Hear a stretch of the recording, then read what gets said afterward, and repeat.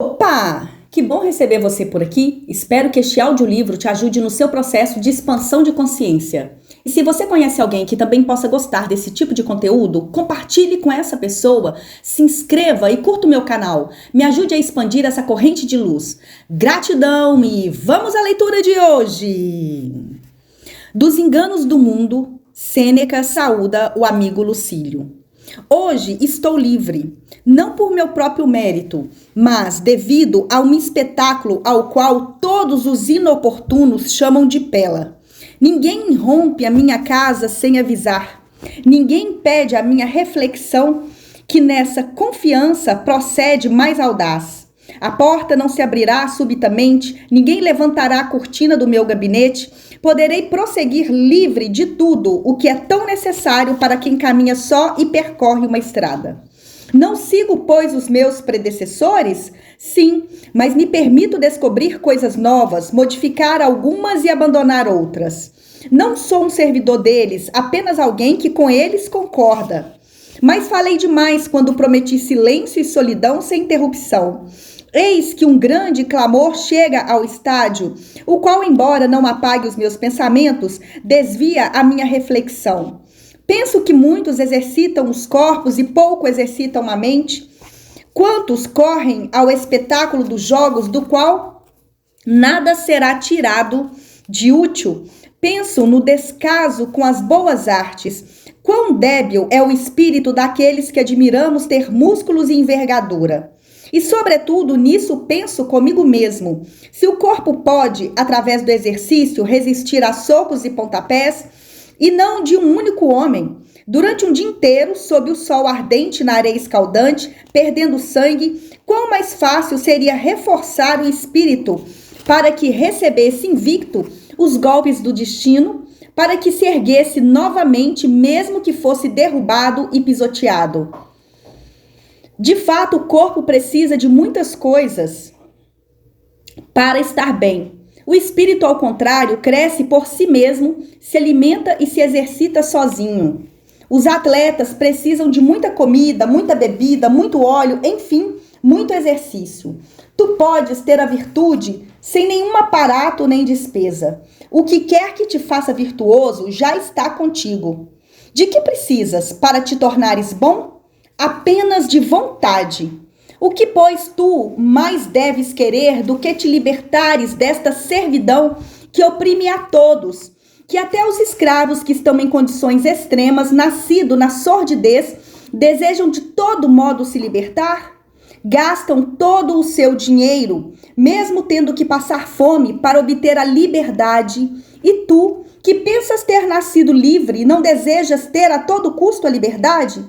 Por que olhas para o cofre? A liberdade não pode ser comprada. Assim é inútil colocar o nome de liberdade em documentos. Não pode ser comprada nem vendida. Esse bem deves dar a ti mesmo. Peça-o para ti. Primeiro livra-te do medo da morte, pois ela nos impõe o seu jugo, e depois deves perder o medo da pobreza. Para que saibas que pobreza não existe mal, Para que saibas que na pobreza não existe mal, compara os rostos dos pobres e dos ricos. O pobre ri com mais frequência e de forma mais espontânea. Não tem nenhuma preocupação no seu íntimo, e se algo preocupa, passa por ele como uma nuvem ligeira. No entanto, aqueles que são chamados felizes mostram uma alegria fingida, enquanto a tua tristeza é pesada e doentia, porque não podem, muitas vezes, se mostrar abertamente tristes, mas devem, entre o que lhes corrói o próprio coração, parecer felizes. Um exemplo é muito frequente usado por mim, pois exprime com mais eficácia que outros a face da vida humana na qual representamos mal os nossos papéis. Aquele que entra em cena altivo e diz em voz alta: eu impero sobre Argos, Pélopes, me deixou este reino, que vai do Helesponto e do Mar Jônio ao Istmo. É um escravo, recebe 5 medidas de trigo e 5 denários. E aquele que soberbo, orgulhoso pela confiança em sua força, diz: se não te aquietares, Menelau, morrerás por minha mão. É pago por dia e dorme sobre um palheiro. O mesmo se pode dizer de todos esses requintados que andam em liteiras suspensos acima dos homens e da multidão. Sua felicidade é uma máscara usada em público.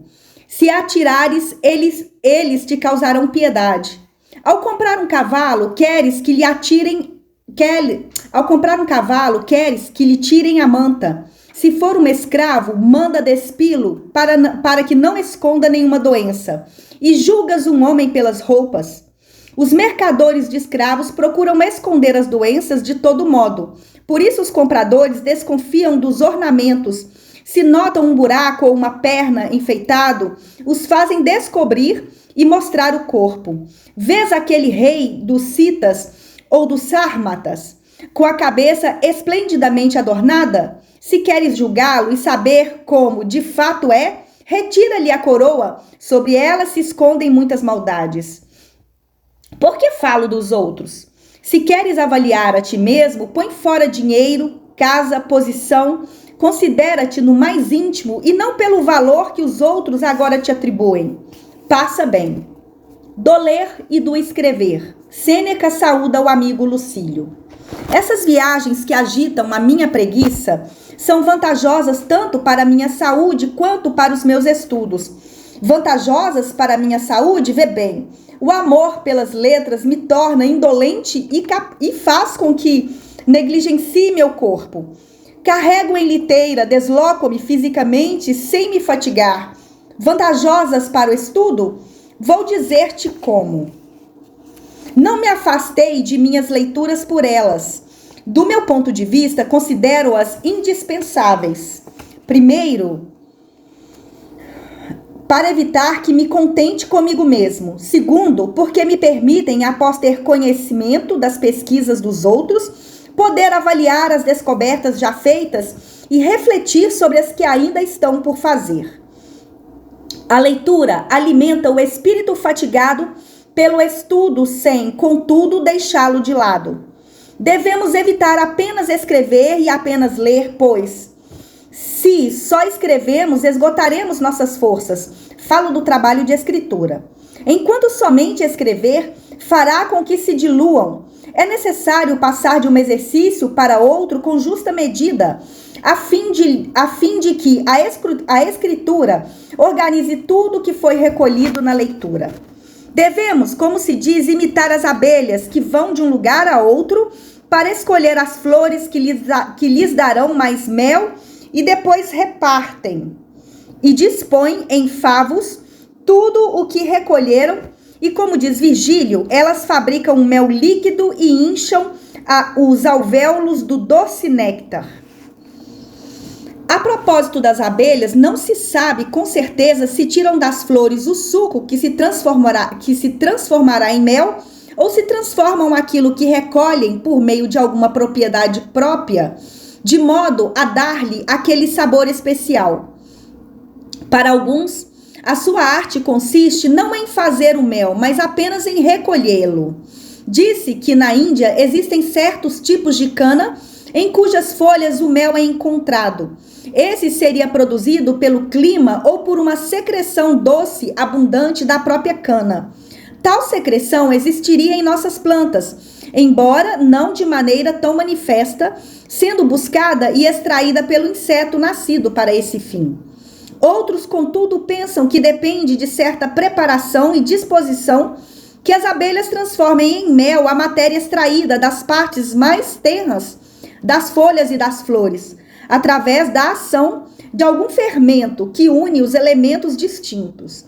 Mas, para não deixar de lado o assunto de que vinha tratando, também devemos imitar as abelhas e tudo o que acumularemos com nossas diferentes leituras, devemos ordenar. Melhor se conservam as coisas que estão em lugares certos e, após, com todo o nosso esforço e a nossa inteligência, unir em um só saber todos os diversos conhecimentos, de forma a que se consiga perceber a sua origem e se possa demonstrar igualmente a sua transformação. Podemos perceber que a natureza faz o mesmo com o nosso corpo sem que o percebamos. Os alimentos que absorvemos enquanto mantêm as suas qualidades e ficam em suspensão em nosso estômago, antes da decomposição, são um peso. No entanto, logo que ocorre a transformação, tornam-se sangue e nos dão força. Façamos o mesmo como alimento do espírito, não permitindo que aquilo que absorvemos mentalmente continue igual e sim passe a ser outro. Temos que digeri-los para que não alimentem apenas nossa memória, mas também nossa inteligência. Esforcemo-nos para assimilá-los e fazê-los render, a fim de que um se transforme em muitos, como se faz um só número de muitos, a partir das somas de quantidades pequenas e desiguais. Que nosso espírito faça o mesmo, que dissimule tudo com o que se nutriu e apresente somente o resultado final. Desejo ainda que se revele em ti a semelhança com algum autor que admires. Desejo que te assemelhes a ele como um filho a seu pai e não como um retrato a seu modelo. O retrato é uma coisa morta. Que dizes? Não se reconhecerá aquele cujo estilo, raciocínio e pensamento se estão a imitar? Creio que seja possível que isso ocorra se é um homem de grande talento que imprimiu sua própria marca ao modelo escolhido, transformando-o em uma unidade. Observa que de quantas vezes é formado um coro. No entanto, todas elas formam apenas uma, a aguda e grave e a média. Juntam-se as vozes masculinas e femininas, acompanhadas pela flauta, todas elas ficam indistintas e ouve-se apenas o conjunto. Estou falando do coro, tal como conheceram os filósofos antigos. Nos espetáculos de hoje, há mais cantores do que havia no passado, espectadores no teatro. Os corredores ficam cheios pelas filas de cantores, a plateia fica rodeada de trombetas, da orquestra ressoam flautas e todos os tipos de instrumentos, de sons tão diferentes, faz-se uma só harmonia. Desejo que nosso espírito faça o mesmo, que seja rico de conhecimentos, de preceitos, de exemplos tomados de épocas diferentes, mas que aspirem à unidade. Como, me perguntarás, pode-se chegar a tudo isso? Através de uma vigília contínua, não agindo jamais senão sob o controle da razão. Se desejares escutá-la, ela te dirá: deixa de lado essas coisas atrás das quais os homens correm. Deixa a riqueza, perigo e fardo para aqueles que as possuem. Renuncia aos prazeres do corpo e da alma. Eles amolecem e debilitam. Renuncia à ambição, coisa vã e pomposa, que não tem limite nem freio, procurando sempre ultrapassar os que caminham à frente ou ao lado, atormentada pela dupla inveja. Sabes bem como é ruim invejar e ser invejado. Repara nos palácios dos poderosos, todos se acotovelam em sua porta para saudar os donos. Muitas afrontas têm que aguentar para conseguir entrar e, uma vez lá, outras mais. Passa longe das escadarias dos ricos e de seus terraços, pois, se neles ousares entrar, estarás à beira de um precipício, de um terreno prestes a ruir. O melhor é dirigir-te para a sabedoria, onde encontrarás ao mesmo tempo tranquilidade e grandes possibilidades de crescimento.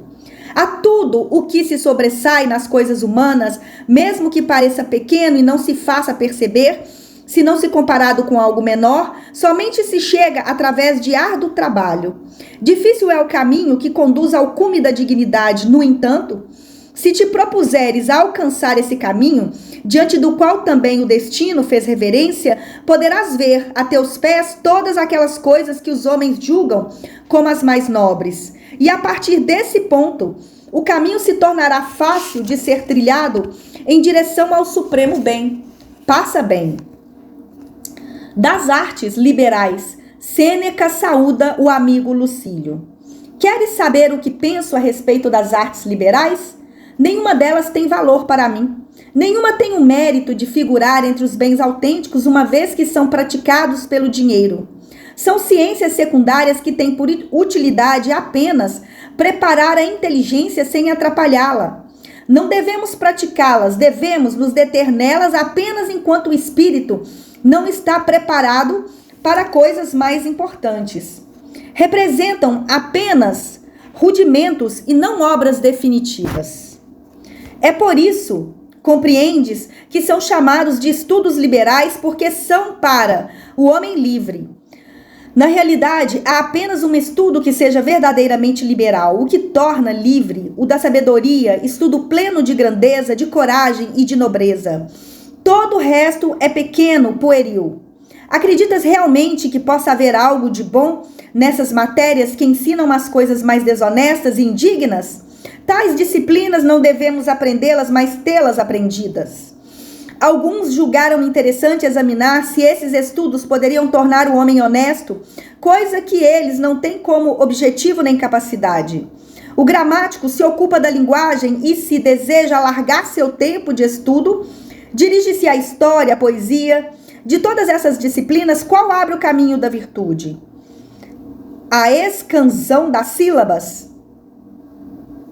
A escolha escrupulosa das palavras? A leitura das fabulosas mitologias?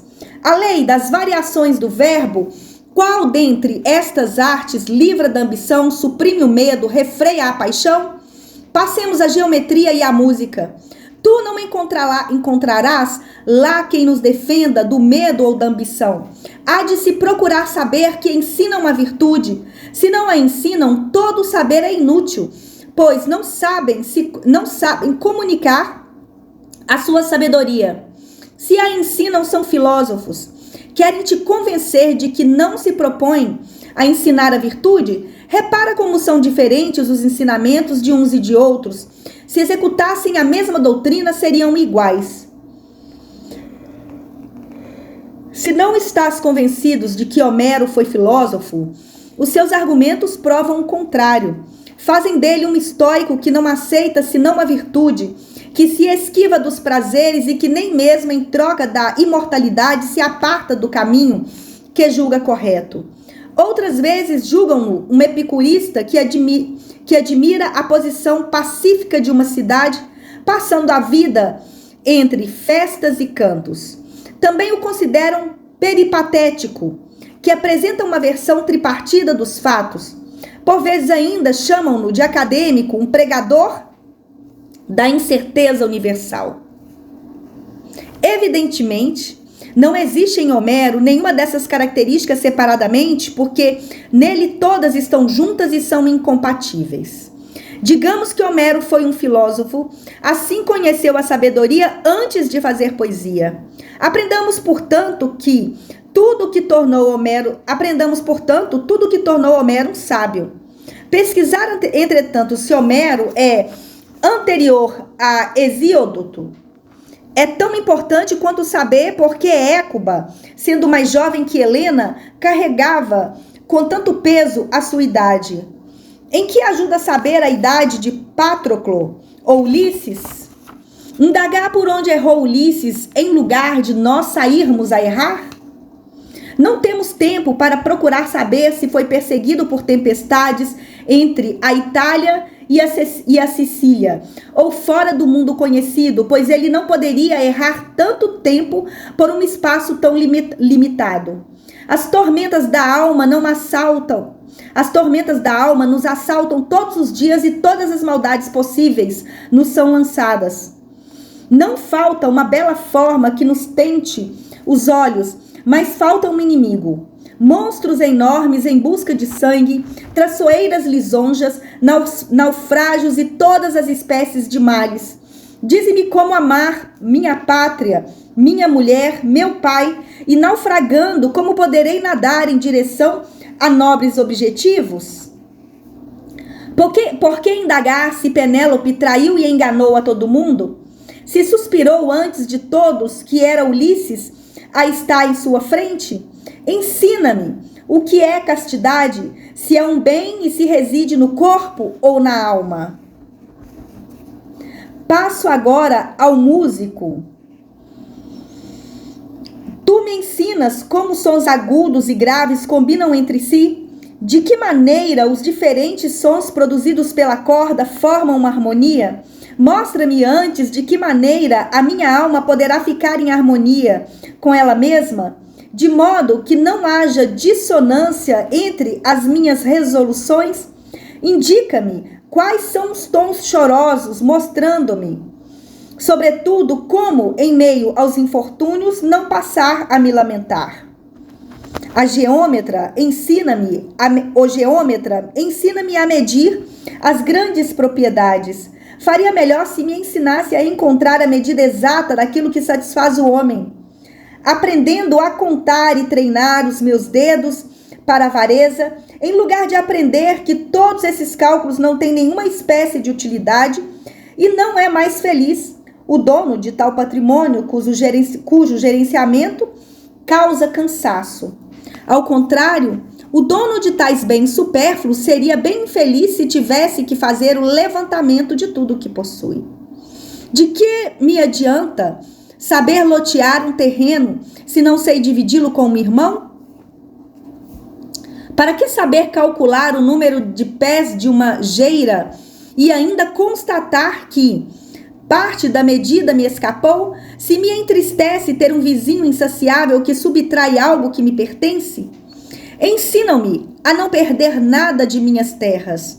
Eu, no entanto, quero perdê-la toda com alegria. Mas é da terra de meu pai e de meu avô que me expulsam. E daí? Antes de meu avô, quem possuía essas terras? Podes apurar a qual povo, já nem digo homem, pertencia a essa terra? Tu não entrastes nela como dono, mas como lavrador. Lavrador de quem? Mais adequadamente falando, do herdeiro. Os juízes dizem não ser possível tomar para si aquilo que é do domínio público. O lugar que ocupas, que entendes ser teu, faz parte do bem comum e mesmo da humanidade inteira. Ó arte admirável, sabes medir tudo o que é redondo, sabes reduzir ao quadrado toda figura proposta, conheces a distância entre os astros, não há nada que não possas medir. Se és um grande geômetra, mede a alma dos homens, diz-nos sua grandeza ou pequeneza. Sabes o que é uma linha reta, mas de que te serve isso se ignoras o que é uma vida de retidão? Eis o que deve querer saber quem muito quer saber. Pensa no tempo que nos toma a doença, as ocupações públicas e privadas, os encargos cotidianos, o sono. Avalia a tua vida, ela não é tão vasta para tudo isso. Eu falo das artes liberais, porém muito de supérfluo e inútil existe também nos filósofos. Mesmo eles penderam para as divisões silábicas, para as propriedades das conjunções e proposições, a competir com os gramáticos, a ter inveja dos geômetras. Tudo de inútil nessas terras trouxeram para a sua própria. O resultado? Souberam melhor falar do que viver. Escuta como é perniciosa a sutileza em demasia, como é nefasta a verdade.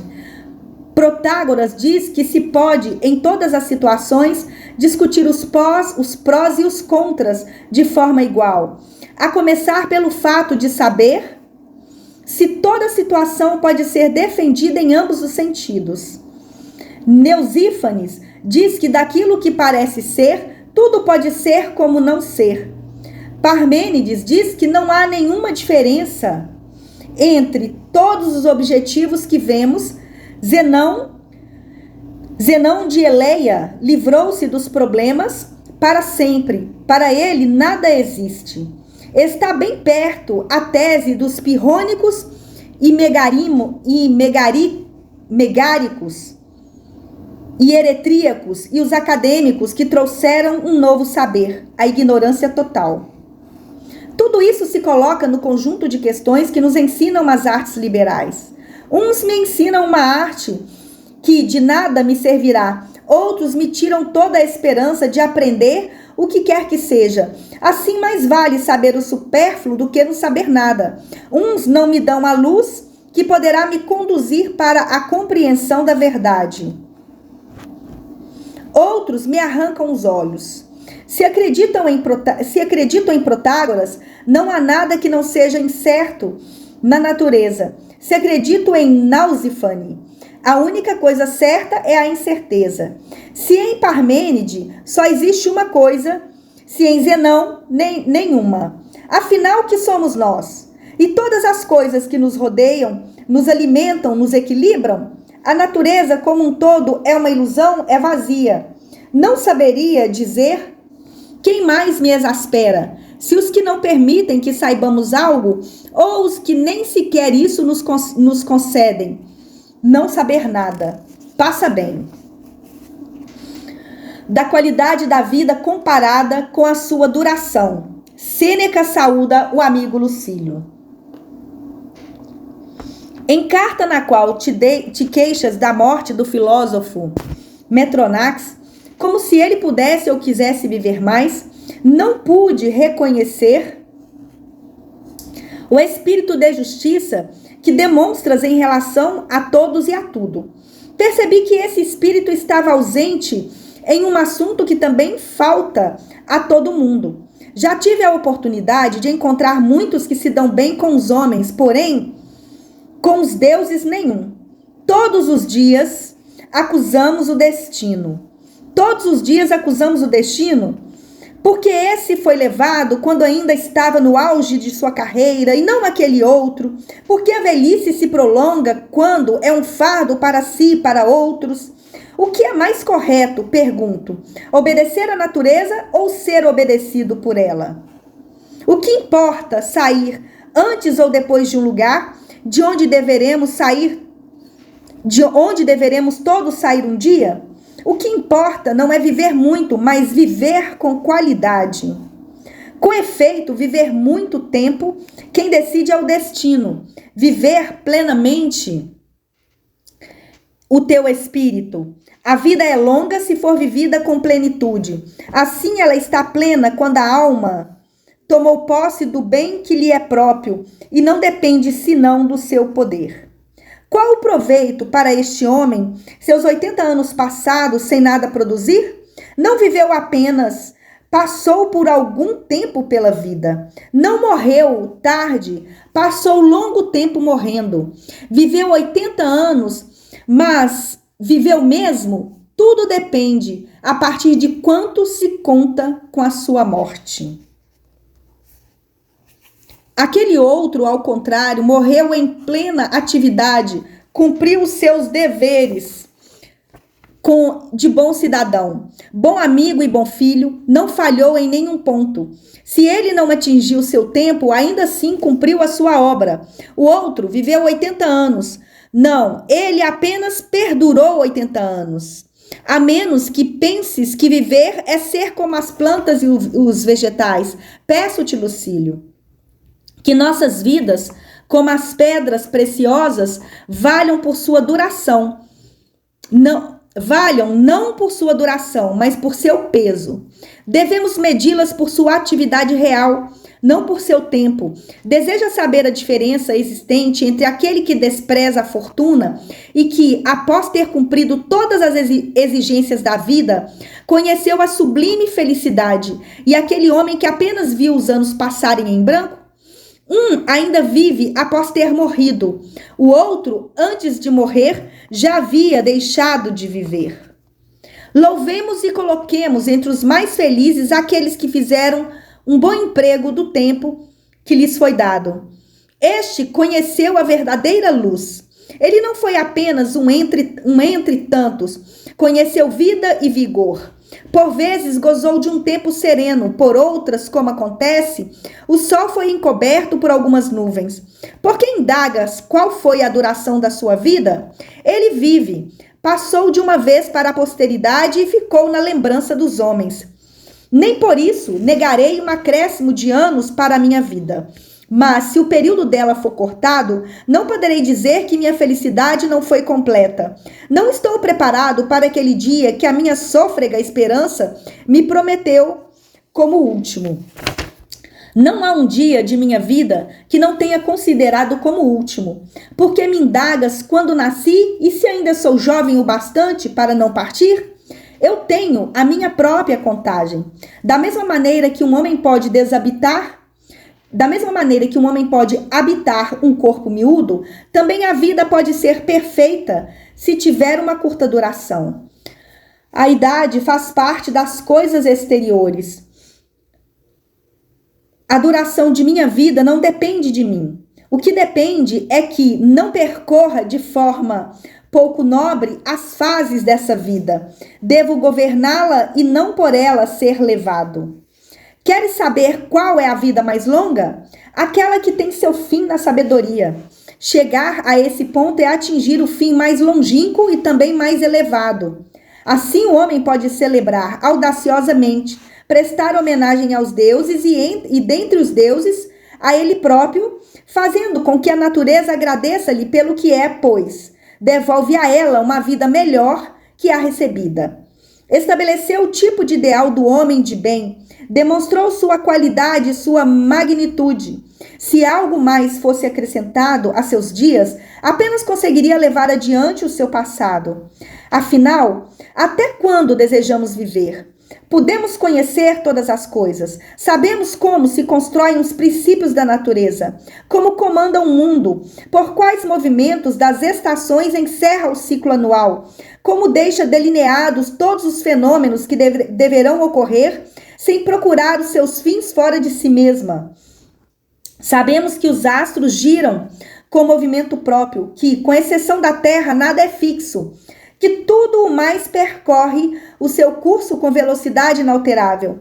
Também sabemos que a Lua ultrapassa o Sol, porque, sendo mais lenta, deixa-o atrás de si, de forma a receber ou perder a sua luz, trazendo um o dia e outro a noite. O que nos resta atingir esse lugar no qual essas coisas extraordinárias possam ser observadas de perto. Nem a esperança, diz aquele sábio, de um caminho aberto para mim em direção aos deuses, me faz partir com mais coragem. Sem dúvida mereci ser admitido entre eles e já me imagino lá. Elevo meu pensamento até eles e os deles chegam a mim. Suponha, entretanto, que eu esteja destruindo aqui e que não reste nada ao homem após sua morte.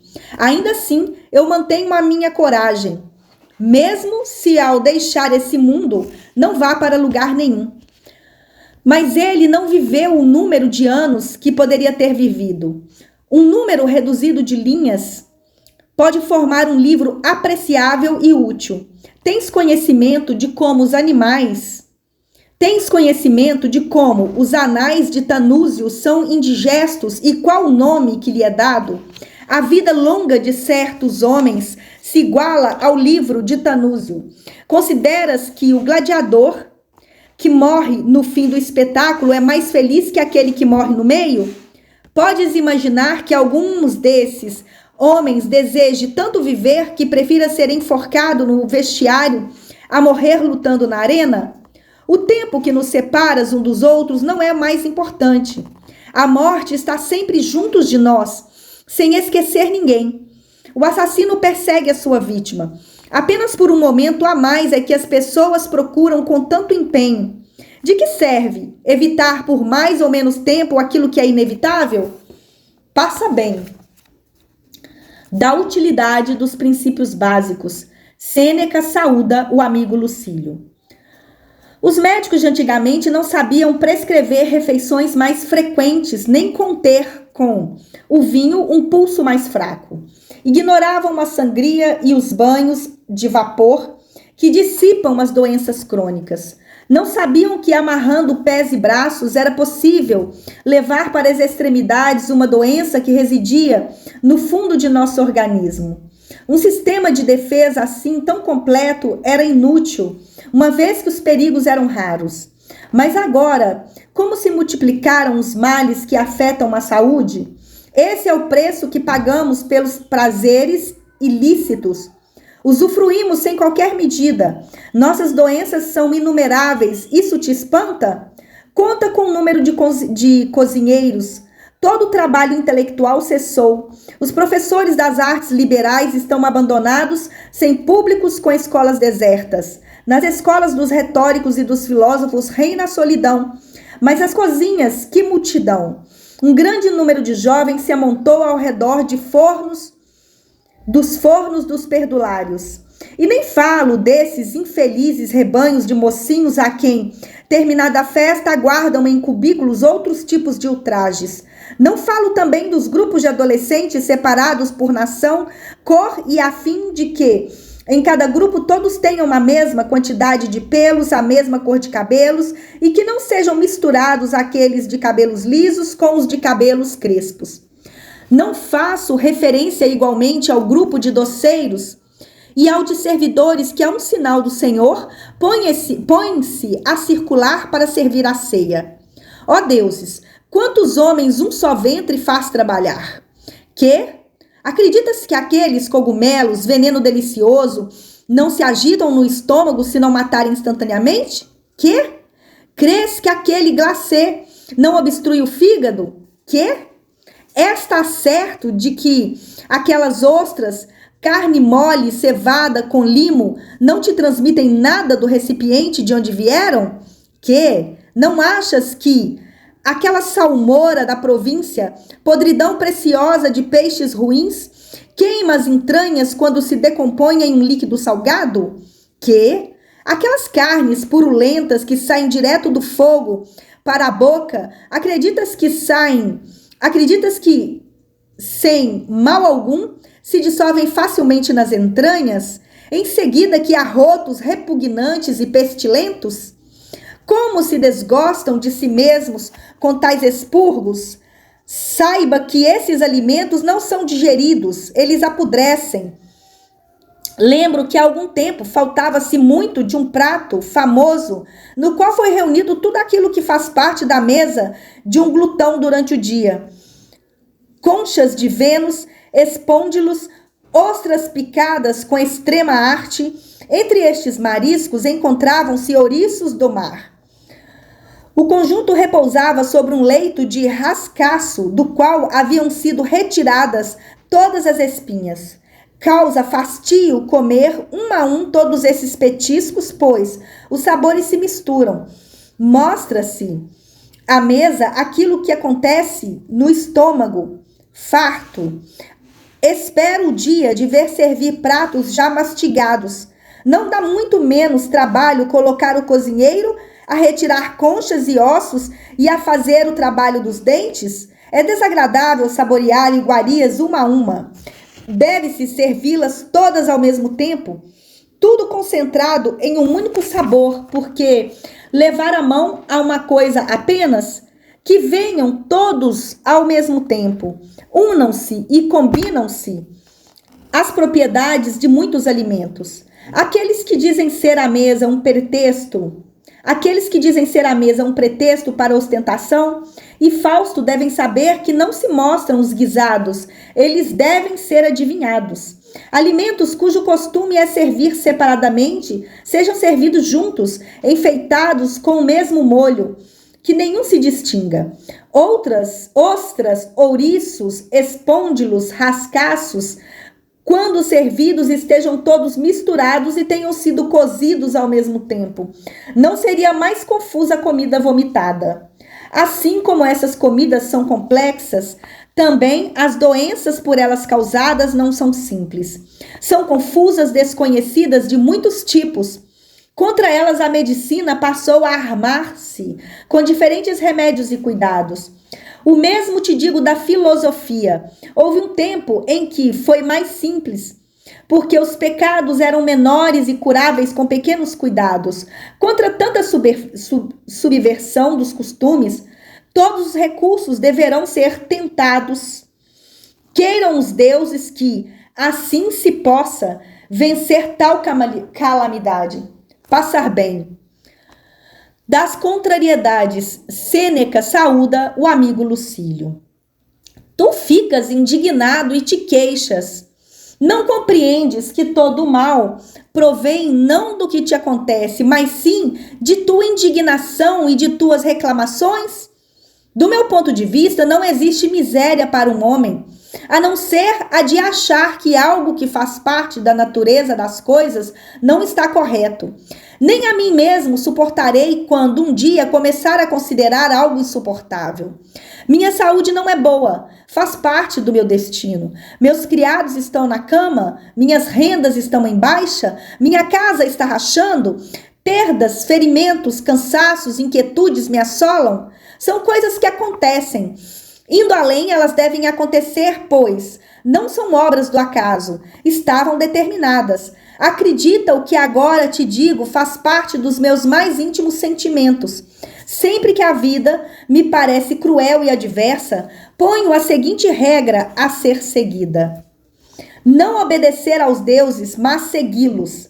Faço isso porque quero, não por obrigação. Nada do que vier a me acontecer me abaterá e me deixará com a aparência alterada. Aceitarei de boa vontade aquilo que me cabe, pois tudo o que provoca nossos sofrimentos e nossos medos é da lei da vida. E eu, meu caro Lucílio, não espero que assim seja diferente e que possa estar livre disso. Tua bexiga te incomoda? Chegaram más notícias pelo correio? Há perdas incessantes? Indo mais longe, temes por tua vida? Pensa bem, não sabias que desejavas tudo isso ao querer envelhecer? Tudo isso faz parte do percurso de uma longa vida, como a poeira, a lama e a chuva durante uma viagem. Mas eu gostaria de viver livre de todas essas incomodações, dizes. A afirmação tão insensata não é digna de um homem. Aceita como achares melhor esse meu conselho, se não for pelo que nele há de bom, pelo menos em razão de minha boa vontade. Não queiram os deuses e deusas que a fortuna te prenda em seus prazeres. Interroga a ti mesmo. Pressuponho que um Deus te permita escolher se preferes viver em um mercado ou em um acampamento. Viver, Lucílio, é ser soldado. E é por isso que aqueles que se arriscam em missões mais perigosas, através de penhascos e desfiladeiros, são os mais valentes, a elite da tropa. Já aqueles que se ocupam apenas com leves tarefas, enquanto os outros dão o máximo de si, esses não passam de mocinhos delicados no abrigo, mas sem honra. Passa bem. Da fugacidade da fortuna. Não acredites, Sêneca saúda o amigo Lucílio. Não acredites que um homem possa ser feliz se a sua estabilidade depende de sua fortuna. Apoia-se em bases frágeis quem faz sua felicidade depender de elementos externos. Toda alegria que assim surge, logo se vai. No entanto, aquela que vem do interior é firme e sólida. Ela cresce e nos acompanha até o final. Quanto aos objetos de admiração da plebe, esses são bens de apenas um dia. Então deles não podemos tirar proveito e prazer? Não é isso que se diz desde que eles de nós dependam, não nós deles. Tudo o que vem da riqueza não gera frutos, não proporciona satisfação se o possuidor não possui a si próprio e não toma posse do que lhe pertence. É uma tolice, Lucílio, pensar que a riqueza pode nos fazer algum bem ou algum mal. Ela apenas fornece material para os nossos bens e nossos males.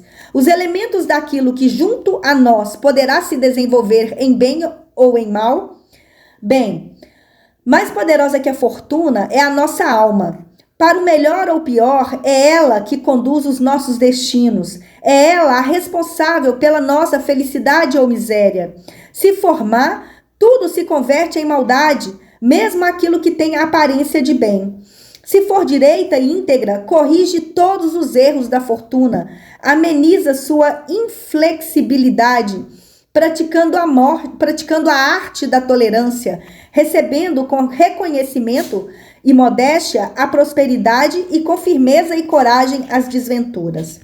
Apesar da sabedoria, do juízo acurado que reside a todos os seus atos, apesar do cuidado para não ir além do que lhe é permitido, não obterá esse bem fora de qualquer ameaça que, se frente à incerteza das coisas, não se mantiver na certeza. Que observes os outros, julgamos mais facilmente o que não nos é próximo. Quer observes a ti mesmo, com toda a imparcialidade, te darás contas de que nada do que desejas e sentes prazer te será útil se não te precaveres contra a inconstância da sorte e de tudo o que mais dela depender. Se em todos os momentos de contrariedade repetires sem queixas, os deuses julgaram de forma diferente. Vamos um pouco além. Para procurar uma fórmula mais corajosa, mais justa, para melhor equilibrar a tua alma, dize a ti mesmo cada vez que algo sai ao contrário do que esperava. Os deuses julgaram melhor do que eu. Se tiveres esse equilíbrio, nada te atingirá. Pois bem, atingimos esse estado começando por imaginar o poder das imprevisibilidades humanas antes até de experimentá-las, ou seja, tendo mulher, filhos e patrimônios, levar em conta que talvez não os tenhamos para sempre. Assim, se o perdermos, não seremos por isso mais infelizes. Desprezível é a alma obcecada pelo futuro. É infeliz antes da infelicidade. Deseja ter para sempre as coisas que lhe causam prazer. Não terá descanso e a necessidade de querer conhecer o futuro lhe fará deixar de lado o presente que poderia ser melhor desfrutado. Temer a perda de algo é o mesmo que já não tê-lo mais contigo. Não pensa que eu sou a favor da indiferença. Foges do perigo. Fica atento a tudo que pode ser previsto. O que for que te ameaça, não espera que te atinja. Passa longe. Nessa situação, a confiança em ti e o firme propósito de tudo suportar serão muito importantes. Podemos nos sentir abrigados do destino quando temos força para aguentar seus golpes. De qualquer forma, não é das ondas calmas que nasce a tempestade, ou seja, nada é mais lamentável e menos sábio do que o medo antecipado. Que insensatez é essa de antecipar a adversidade? Em síntese, e para bem demonstrar esses carrascos de si próprios, digo que eles sofrem o mesmo na espera e durante as suas desgraças. Tal criatura aflige-se mais do que é preciso e antes do que é necessário. A mesma fraqueza que faz com que veja a aflição, faz com que não saiba avaliá-la. O mesmo descomedimento com que julga ser feliz para sempre, que considera tudo de bom que lhe acontecer, durar e crescer sempre, faz com que esqueça que o fio sobre o qual o gênero humano oscila nada mais nos promete do que o imprevisto. Por essa razão, considero admirável essa frase de Metrodoro para o irmão que havia perdido o filho, rapaz de grande futuro. Todos os bens dos mortais são mortais. Ele está se referindo àqueles bens que os homens buscam precipitadamente. O verdadeiro bem não desaparece. Certo e duradouro consiste na sabedoria e na virtude, sendo a única coisa imortal que cabe aos mortais. Alguns são tão descuidados que esquecem a meta para onde cada dia os leva, que se admiram com a perda de uma ou outra coisa, como se não fossem perder tudo um dia. Todos esses bens dos quais se intitulas possuidor estão contigo, mas não são teus. Para o fraco, não há nada certo. Para o frágil, nada é eterno e invencível. É tão necessário perder quanto morrer, e se isso for bem compreendido, torna-se um consolo. Perde sem dor, porque também perderás um dia a tua vida. Para minimizar os efeitos desta perda, de que dispomos? De guardar a lembrança do perdido e assim não deixar desvanecer o que de proveito se tenha tido com o que se foi. Se a posse vai embora, fica para sempre o privilégio de ter possuído. Muito ingrato é aquele que, quando não tem mais nada, imagina nada dever por aquilo que tenha recebido. A sorte tira o objetivo, mas deixa o fruto que nossas queixas nos fazem perder. De todos os males que parecem infundir temor, nenhum é invencível. Todos, um após outro, encontraram um vencedor. O fogo por Múcio, a cruz por Régulo, o veneno por Sócrates, o exílio por Rutílio, a morte por um golpe de espada por Catão. Que nós tenhamos também nossas vitórias. No entanto, essas ilusórias felicidades que atraem a plebe foram muitas vezes desdenhadas por diversas pessoas. Fabrício, o comandante, recusou a riqueza e procurou dobrá-la como censor. Tuberão julgou ser, junto com o Capitólio, digno da pobreza quando, em uma festa pública, fez uso de um prato de barro, procurando mostrar que o homem devia se contentar com as coisas ainda usadas pelos deuses. Sexto, o pai recusa honras. Ele que nasceu para conduzir o poder, não aceitou a toga laticlava oferecida por César, pois estava convicto de que o que pode ser dado também pode ser tirado. De nossa parte, façamos da mesma forma algo de generoso. Marquemos nosso lugar entre esses exemplos. Por que falhamos? Por que nos desesperamos? Tudo o que já foi feito pode por nós ser feito. Comecemos purificando nossa alma e seguindo a natureza, pois quem dela se afasta condena a si próprio a desejar, a temer e a tornar-se escravo da sorte. Podemos retomar o caminho correto, podemos tomar posse daquilo que nos é de direito. Recuperemos tais coisas e saberemos até o fim suportar as dores que de qualquer maneira atacarem o nosso corpo. Assim diremos ao destino: estás tratando com um homem, procura em outro lugar alguém a quem dominar. Graças a essas palavras e a outras do mesmo calibre, que a malignidade de uma ferida é atenuada, e prefiro, podes acreditar, que possa ser atenuada ou pelo menos que se mantenha estacionada e ainda envelheça com o paciente. Estou seguro quanto ao paciente. O que se discute agora é nossa própria perda, o arrebatamento de um velho notável que viveu uma vida plena e que deseja prolongá-la. É para aqueles a quem pode servir e não para si. Viver é um ato generoso de sua parte. Um outro já quis, por fim, a seus tormentos. Julga tão vergonhoso procurar a morte como dela fugir. Mas como? Se o fato está posto, não devo ir? Por que deixará de ir se não é mais útil a ninguém? Nada mais tem senão o sofrimento? Eis, meu caro Lucílio, que se chama aprender a filosofia pela prática e exercê-la corretamente. É ver a coragem de um homem esclarecido diante da morte, diante da dor, quando uma se aproxima e a outra o pressiona. O que deve ser feito, aprendemos com aquele que o faz. Até o presente momento, nossos argumentos levaram a indagar se é possível a qualquer indivíduo resistir à dor, se a morte, ao se aproximar, chega a derrubar as grandes almas. Analisemos os fatos e os encaremos. Não é a morte que fortalece esse homem diante da dor, nem é a dor que o encoraja frente à morte. Em face das duas, ele confia a si próprio.